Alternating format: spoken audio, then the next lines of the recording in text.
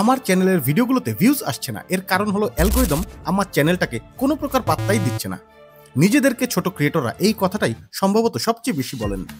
আসলে সমস্যা কিন্তু অ্যালগরিদমে নয়, আপনার ভিডিওগুলো কিভাবে ইউটিউবে ডিসকভার করা হবে সেটা জানতে পারাটাই মূল বিষয়।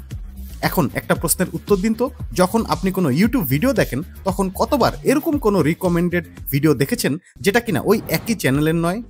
Well, the truth is YouTube is pretty much built on this recommendation system. এটা হতে পারে সার্চ রিকমেন্ডেশন অথবা সাজেস্টেড ভিডিওস। অন্য 8-10টা প্ল্যাটফর্মের মতোই ইউটিউব রিকমেন্ডেশন সিস্টেমে কোনো প্রকার শর্টকাট বা হ্যাক করার অপশন নেই, because there are so many variables. ইউটিউবে ভিউয়াররা আপনার ভিডিওটাকে বিভিন্নভাবে ডিসকভার করতে পারেন। Search, home page, suggested. প্রথমেই সার্চের কথাটা একটু বলি, তবে সার্চ রিকমেন্ডেশনকে আপনি যতটা সহজ ভাবছেন ব্যাপারটা মোটেও সেরকম নয়। মজার ব্যাপার হলো প্রতিটা আলাদা user exact same search query type করলেও পুরোপুরি ভিন্ন সার্চ রেজাল্ট দেখতে পাবেন। এটা লোকেশন, ল্যাঙ্গুয়েজ, এমনকি একজন ভিউয়ারের ওয়াচ হিস্ট্রির মাধ্যমে ইনফ্লুয়েন্স হতে পারে। সার্চ কোয়ারির ক্ষেত্রে ইউটিউব সামান্য একটু বেশি পরিমাণে মেটা ডেটার উপর ডিপেন্ড করে। এটার কারণ হলো সার্চের ক্ষেত্রে ভিউয়ারদের ইন্টেন্টটা বুঝতে পারা জরুরি, কারণ তারা খুবই স্পেসিফিক একটি বিষয় খুঁজছেন।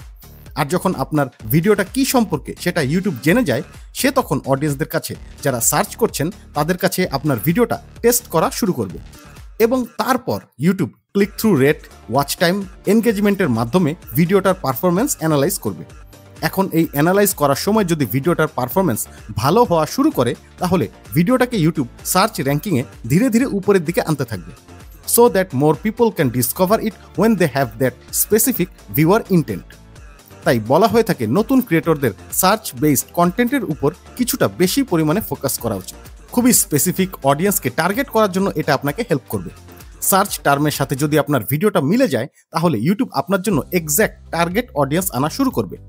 শুনতে কিছুটা বিরক্ত লাগতে পারে, বা হয়তো আপনি এর আগেও অনেকবার এই কথাটা শুনেছেন যে ঠিক এই কারণেই আপনার টাইটেল এবং ডেসক্রিপশনে ইম্পর্ট্যান্ট কিওয়ার্ড ব্যবহার করা উচিত। দাঁড়ান, আগেই ভিডিওটি স্কিপ করবেন না। সার্চ রেজাল্টের বিষয়ে এতক্ষণ যা বললাম সেটা অ্যাকচুয়ালি খুবই বেসিক একটা ব্যাপার। Now this is where the magic starts to happen. Home page. যখনই সার্চ কোয়ারির মাধ্যমে আপনার ভিডিওটা কেউ খুঁজে বের করে দেখবেন, ওই ভিডিওটা এখন তার ওয়াচ হিস্ট্রিতে থাকবে। যখনই ভিডিওটা ওইখানে থাকবে তখন খুব ভালো একটা সম্ভাবনা রয়েছে ইউটিউব আপনার কন্টেন্টগুলোকে ওই ভিউয়ারের হোম পেজে সারফেস করা শুরু করবে। অ্যাভারেজ একজন ভিউয়ার যখন হোম পেজ ওপেন করেন, নর্মালি তখন তিনি কি দেখবেন সেটার উপর পুরোপুরি ডিসিশন নেন না। আর এই কারণে ইউটিউব আমার বা আপনার মতো ছোট ক্রিয়েটরদের ওই ভিডিওগুলো তাদের হোম পেজে আরও বেশি ডাইভার্স রেঞ্জে অফার করবে।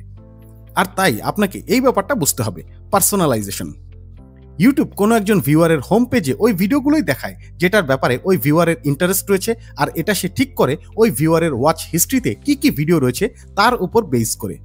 যদি কোনো একজন র্যান্ডম ভিউয়ার সার্চ কোয়ারির মাধ্যমে আপনার চ্যানেলের কোনো একটা ভিডিও দেখেন, তাহলে আপনার চ্যানেলের এক্স্যাক্ট নেক্সট ভিডিওটা অবশ্যই ওই সার্চ কোয়ারি রিলেটেড হওয়া উচিত। এটার মানে এই নয় যে ভিডিওটা একটি টিউটোরিয়াল হতে হবে অথবা হাউ টু টাইপের ভিডিও হতে হবে। এটা হতে পারে এন্টারটেইনমেন্ট, ব্লগ, স্টোরি টেলিং ইত্যাদি। অডিয়েন্স যখন দেখবেন সার্চ ভিডিওর মাধ্যমে সে আপনার কাছ থেকে হেল্প পেয়েছে এবং রিলেটেড আরও কিছু ভিডিও তার হোম পেজে শো করা হচ্ছে, it looks really interesting. Wait, home পেজের ম্যাজিকটা কিন্তু এখানেই শেষ নয়। ইন্টারেস্টিং ব্যাপার হলো সাজেস্টেড ভিডিওর ক্ষেত্রেও এই ইঞ্জিনিয়ারিং প্রসেস প্রায় একই রকম। একটা কথা হয়তো এর আগেও আপনি শুনেছেন, তারপরও আরেকবার রিপিট করছি। ইউটিউব প্ল্যাটফর্মে সর্বমোট যে পরিমাণ ওয়াচ টাইম গেইন করা হয় তার 70% রিকমেন্ডেশন সিস্টেমের মাধ্যমে আসে, যা কিনা পুরোপুরি আর্টিফিশিয়াল ইন্টেলিজেন্স দ্বারা পরিচালিত। সাজেস্টিং ভিডিওতে কোনগুলো থাকবে সেটা নির্ধারণ করার জন্য ইউটিউব স্লাইটলি ডিফারেন্ট কনসিডারেশন ব্যবহার করে।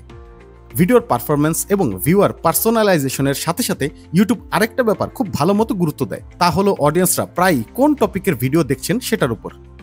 It will recommend videos on similar topics. এমনকি যে ভিডিওটা অলরেডি ওই ভিউয়ার দ্বারা দেখা হয়ে গেছে সেটাও সে রিকমেন্ড করবে। মানেটা বুঝতে পারছেন? এটা অনেকটা চেইন রিয়াকশনের মতো। শুরুতে ভিডিওটা অল্প পারফর্ম করলে অল্প কিছু অডিয়েন্স রিচ করবে, তারপর সময় যতই গড়াতে থাকবে আপনার নেক্সট ভিডিওগুলো একটু একটু করে ডিসকভারেবল হতে থাকবে, and this process will go on. এখন এই দুটো ট্রাফিক সোর্সে আপনার ভিডিওটা কিভাবে আনবেন সেটা মনে হয় আমাকে বলে দিতে হবে না। এই বিষয়গুলোর উপর আমার চ্যানেলে অলরেডি সেপারেট ভিডিও রয়েছে। I will recommend you definitely watch that videos. তারপরও এই ট্রাফিক সোর্সগুলো নিয়ে আরও ডিপ মিনিং সম্পর্কে জানতে চাইলে স্পেসিফিক কোশ্চেনটা কমেন্ট করে জানাতে পারেন। So good bye for today, Allah Hafiz.